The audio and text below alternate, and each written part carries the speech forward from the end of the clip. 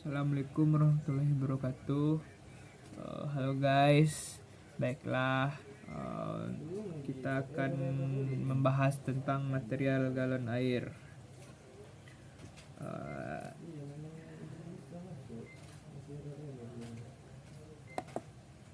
Guna untuk memenuhi nilai tugas dari Bapak dosen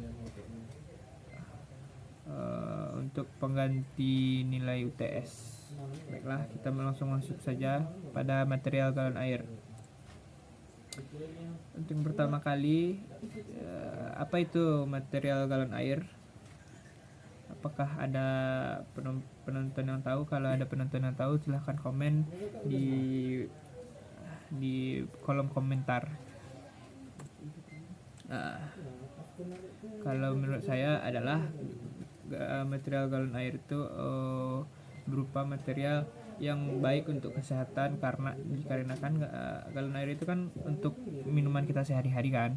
Jadi alangkah baiknya kita harus menyediakan material galon air yang ramah lingkungan, yang ramah untuk kesehatan dan lain-lainnya, dan mungkin lebih efisien dalam berat atau kebersihannya, atau mudah dibawa gitu kemana-mana kan.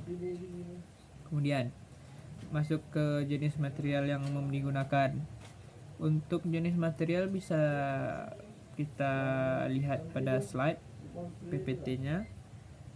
Untuk biasanya digunakan yang pertama material polikarbonat atau bisa disingkat PC.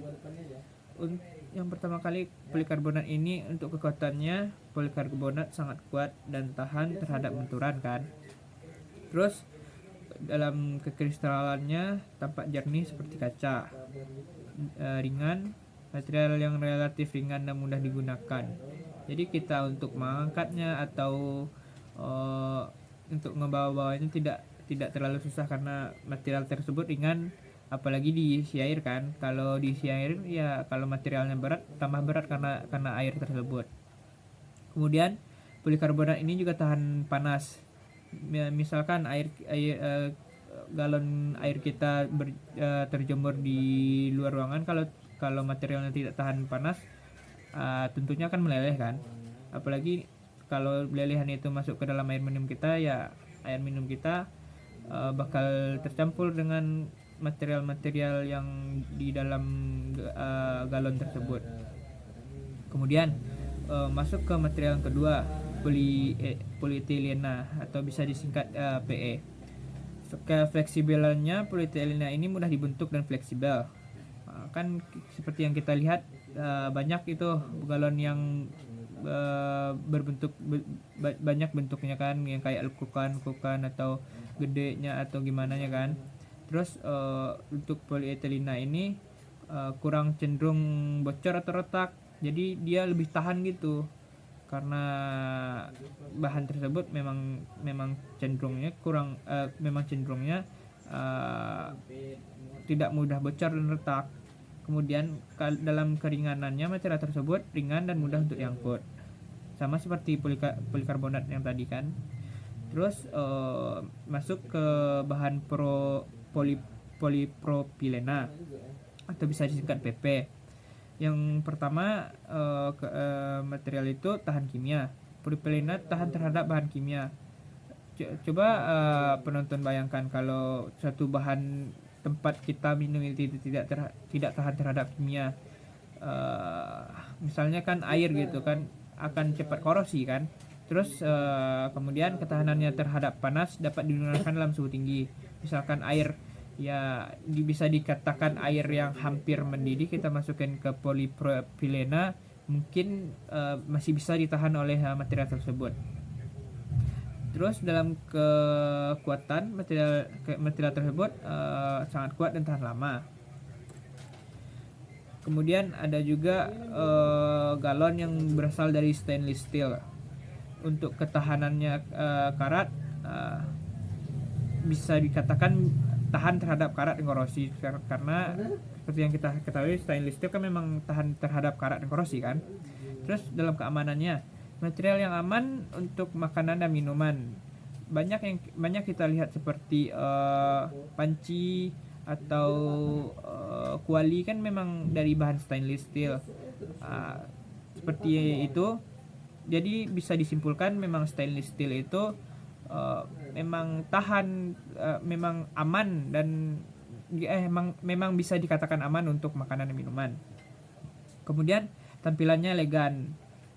Seperti yang kita lihat seperti yang kita lihat pada panci atau kuali kan, elegan tampilannya itu pun bisa dibikin pada galon, tampilan yang estetik dan mudah dibersihkan karena bahan material tersebut memang tampilannya estetik dan mudah dibersihkan. Kemudian material polyethylene terephthalate glycol atau bisa disingkat PETG. Untuk yang pertama, kekristalannya jenis seperti kaca dan tahan terhadap goresan. Terus material tersebut mudah didaur ulang dan karena material tersebut juga ringan, jadi mudah dibawa kemana-mana dan diangkut, apalagi kalau diisi air kan. Kemudian kita masuki materi kelebihan material galon air. Yang pertama, kelebihan material galon air tentunya harus ringan. Material galon air biasanya ringan sehingga mudah diangkut dan digunakan oleh pengguna. Kemudian tahan lama, kan tidak mungkin misalnya galon yang baru kita beli langsung bocor atau langsung pecah kan, karena material galon tersebut seringkali terkena benturan dan aus. Karena itulah harus material galon air tersebut bisa dibuat tahan lama. Terus material itu harus dibuat tidak berkarat. Kelebihannya itu tidak berkarat. Beberapa jenis material galon air seperti stainless steel tahan terhadap karat, menjaga kebersihan dan keamanan air yang disimpan di dalamnya. Karena kalau misalkan material dari galon tersebut tidak baik untuk kesehatan, ya masuk ke dalam diri kita juga kan, nanti banyaklah datang penyakit, soalnya kan dalam minuman gitu. Terus pada kristalannya, kelebihannya itu banyak galon air terbuat dari material yang bening atau transparan, memungkinkan kita sebagai pengguna untuk melihat isi galon dengan jelas, kayak misalnya ada kotoran kah atau ada sesuatu yang di dalam galon itu, jadi kita bisa melihatnya kan. Terus kelebihannya itu tahan bocor. Material galon air ini umumnya dirancang untuk mencegah kebocoran air atau cairan yang disimpan di dalamnya. Ya kan, coba penonton bayangkan, kita misalnya baru beli air, terus kita isi air tersebut tapi sebentar sudah habis karena bocor kan. Makanya itu material yang sekarang ini bisa dikatakan udah tahan bocor. Terus kelebihannya daur ulang. Beberapa jenis material galon air yang saat ini sudah bisa didaur ulang. Itu pun salah satu cara mendukung praktik ramah lingkungan. Kemudian aman. Material galon air biasanya aman untuk menyimpan air minum atau bahan makanan dan minuman lainnya. Seperti yang saya katakan tadi, kalau bahan material galon ini tidak aman untuk kesehatan kita, apa gunanya kan? Kita harus beli air galon atau air itu lebih bagus kita masak air sendiri kan. Kemudian kemudahan pembersihannya. Material yang mudah dibersihkan menjaga kebersihan galon air.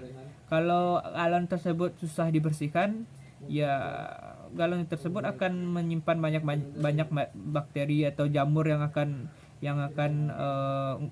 bertumbuh di galon tersebut. Makanya galon tersebut akan dibuat mudah dibersihkan.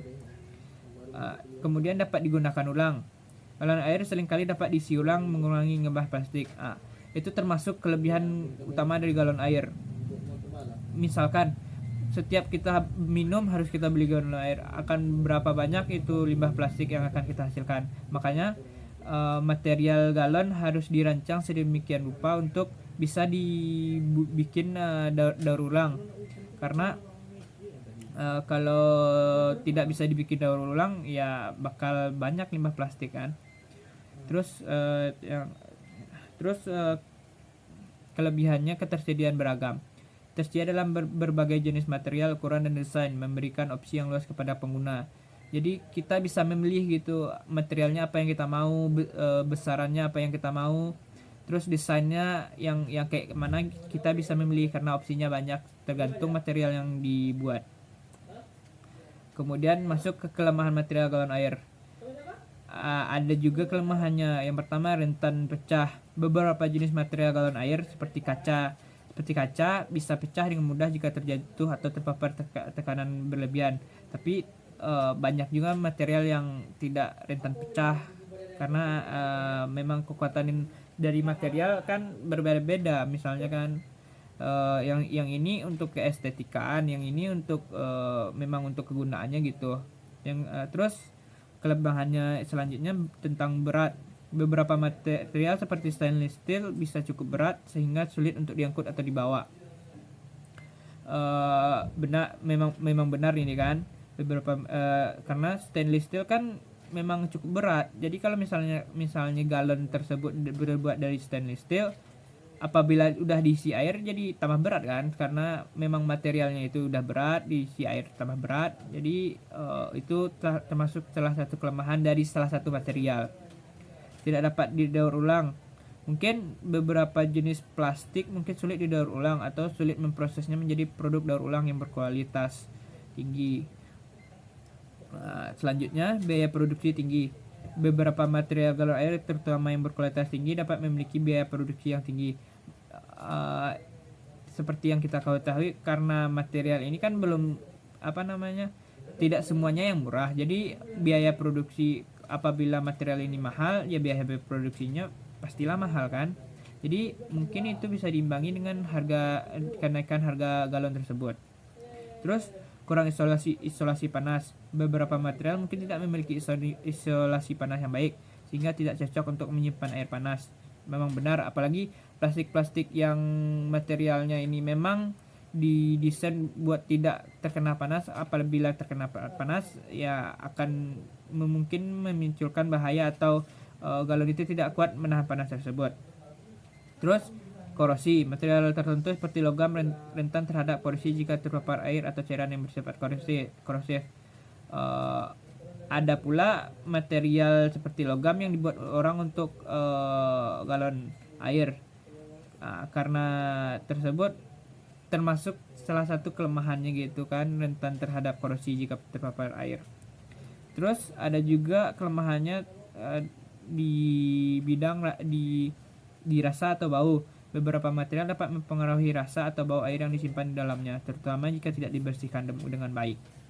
Kemudian pemilihan material yang tidak tepat. Jika tidak memilih material yang sesuai dengan kebutuhan, galon air dapat memiliki kelemahan tertentu. Memang benar.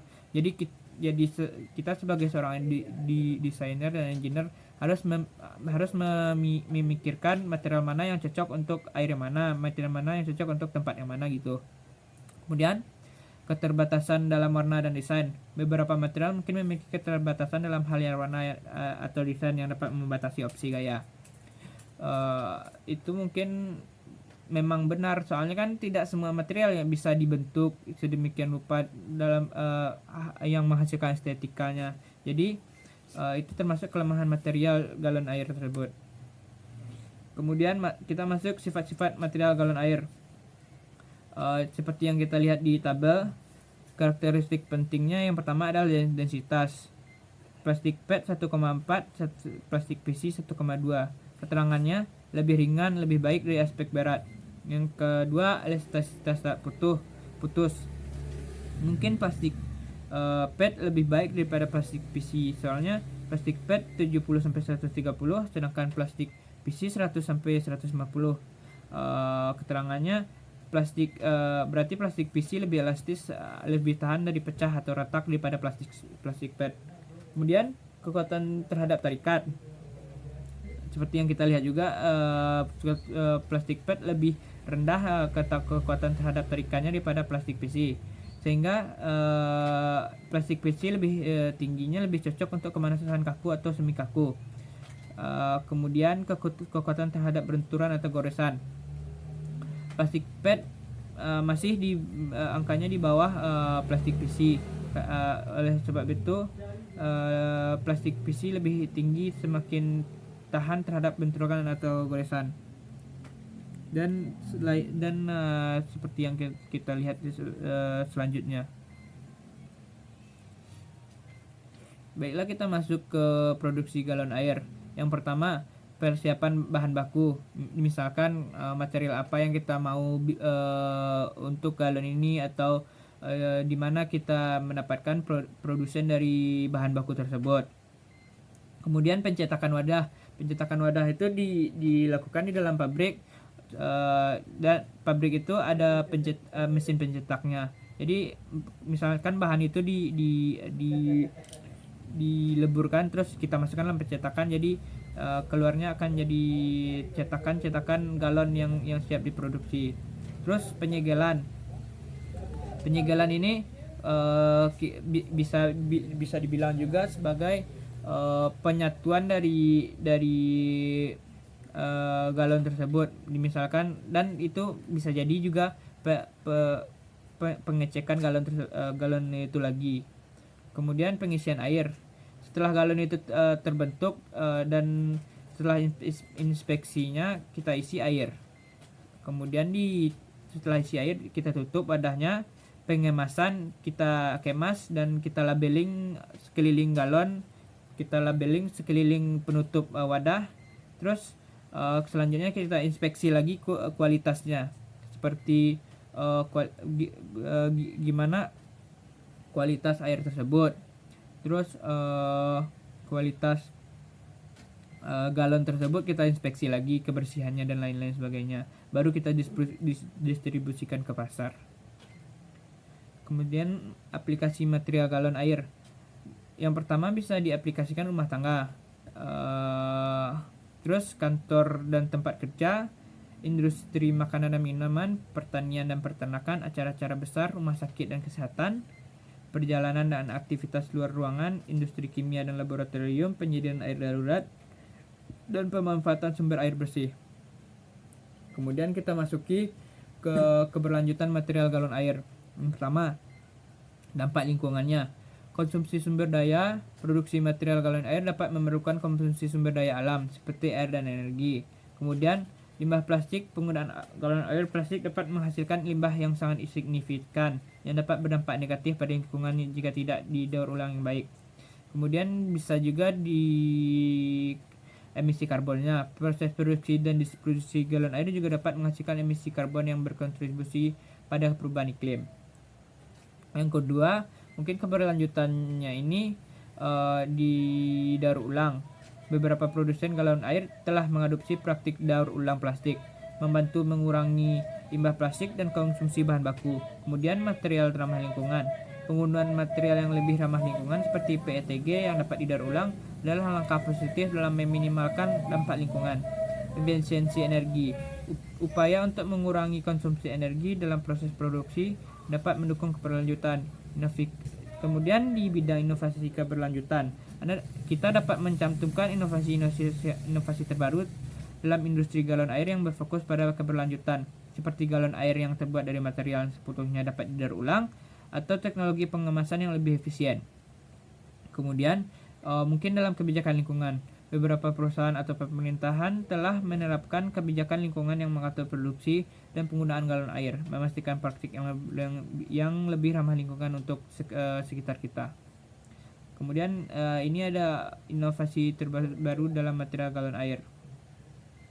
Seperti kan kita lihat kayak galonnya Aqua, galonnya Fit, Kristalin, Club, Le Mineral kan berbeda-beda itu termasuk estetikanya, dan perusahaan ini ingin inovasi galon mereka berbeda dari galon-galon yang lainnya. Kemudian kita masuk uji kualitas material galon. Seperti ini yang saya bilang tadi, uji kualitas yang ada di pabrik itu bisa jadi uji kualitas galonnya atau uji kualitas air yang setelah dimasukkan ke dalam galon tersebut. Kemudian kita masuk tantangan di masa depan, dampak lingkungan. Tantangan utama adalah dampak lingkungan dari produksi dan penggunaan galon air, terutama dalam hal limbah plastik dan emisi karbon. Karena di di galon itu kan ada yang bisa didaur ulang dan tidak. Jadi mungkin limbah plastik dari galon itu akan banyak yang tidak terpakai lagi di masa depan. Kemudian daur ulang, masih ada kesulitan dalam mendaur ulang galon air plastik dengan efisien dan banyak dari mereka akhirnya berakhir di tempat pembuangan sampah. Itu benar, karena mungkin daur ulang dari galon plastik ini belum sepenuhnya bisa kita atasi gitu kan, masih susah gitu kita daur ulang. Kemudian efisiensi energi, proses produksi galon air dapat memerlukan banyak energi, sehingga tantangan adalah meningkatkan efisiensi energi dalam produksi. Kemudian kualitas air, memastikan bahwa air yang disimpan dalam galon aman untuk dikonsumsi adalah tantangan penting bagi kita, terutama dalam industri makanan dan minuman.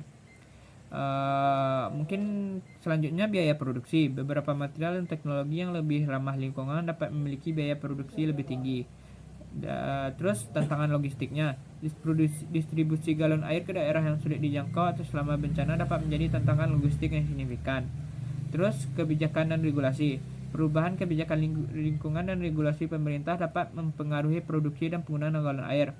Edukasi pengguna, tantangan dalam mengedukasi pengguna dengan praktik yang ramah lingkungan dalam penggunaan galon air dan pentingnya daur ulang. Kesimpulannya, yang pertama untuk kesimpulan yang saya bisa ambil adalah material galon air. Kita memahami apa yang dimaksud dengan material galon air yang merupakan wadah untuk menyimpan air minum. Kemudian jenis materialnya, terdapat berbagai jenis material yang digunakan dalam galon air, masing-masing dengan karakteristik seperti yang saya bilang tadi, kayak stainless steel, kayak polikarbonat dan lain-lain kan. Terus kelebihan materialnya, material galon air memiliki kelebihan seperti kekuatan, ketahanan, karat, dan kemudahan penggunaan, tergantung dari material yang kita pilih. Kelemahan material terus kesimpulannya juga ada kelemahan material. Sebaik-baiknya suatu material pasti ada juga kelemahannya, seperti risiko pecah, berat, dan limbah plastiknya. Jadi tidak semua material itu sempurna gitu kan, pasti ada kekurangannya. Terus sifat materialnya yang saya jelaskan sifat-sifat yang seperti tadi saya jelaskan, sifat-sifat material galon air dan bagaimana hal ini mempengaruhi penggunaan galon air tersebut. Kemudian yang terakhir, proses produksi. Proses produksi galon air melibatkan beberapa tahap dan persiapan bahan baku hingga distribusi. Terus ada juga aplikasi materialnya. Material galon air digunakan dalam berbagai konteks, termasuk rumah tangga, industri makanan, dan pertanian. Terus keberlanjutan, pentingnya mempertimbangkan dampak lingkungan dan upaya keberlanjutan dalam penggunaan material galon air. Kemudian ada studi kasus, saya melihat sebuah studi kasus yang menggambarkan penggunaan sukses galon air dalam memecahkan masalah akses air bersih. Kemudian ada juga tantangan di masa depannya, tantangan yang dihadapi dalam penggunaan material galon air seperti dampak lingkungan dan daur ulangnya. Kemudian ada kesimpulan yang terakhirnya adalah material galon air adalah bagian penting dalam kehidupan kita, tapi memiliki tantangan yang perlu diatasi demi keberlanjutan. Mungkin sekian saja yang bisa saya sampaikan, ya, yang saya ketahui. Terima kasih kepada para penonton sudah mau mendengarkan presentasi saya tentang material galon air. Saya sangat menghargai waktu dan perhatian para penonton. Baiklah, mungkin sekedar itu yang bisa saya katakan. Jangan lupa like dan subscribe. Sekian, assalamualaikum warahmatullahi wabarakatuh.